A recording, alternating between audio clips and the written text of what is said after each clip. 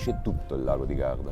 A me è sempre l'idea di mare e montagna, nonostante essere un lago, perché è incredibile, è grande, è spazioso, si chiude nella zona nord con tutte le montagne. Chi vuole viverlo trova spazio per qualunque persona, qualunque età, qualunque attività. Il lago di Garda è incredibile perché offre una moltitudine di servizi, di emozioni e di attrazioni che secondo me nessun altro lago in Italia può offrire. C'è un doppio lago, se ti devo dire la verità, ed è quello che a me piace scoprire un po' fuori dalle mete turistiche. Lo si può fare in tanti modi, ci sono dei tour meravigliosi, si possono noleggiare degli scooter perché il lago è molto affollato, quindi ci sono sia modi e metodi per andare a scoprire un lago molto molto molto più interessante. Ed è tantissimo legato alla tradizione, c'è un mondo di sapori, di cultura locale, e quindi il lago di Garda veramente coniuga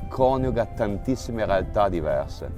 E poi io mi considero una persona fortunata perché ho la possibilità di vivere e di lavorare sul lago di Garda e con il lago di Garda, e organizzando escursioni sia per il piacere di farle che farle fare ad altri, con tutti i mezzi che il lago di Garda può offrire.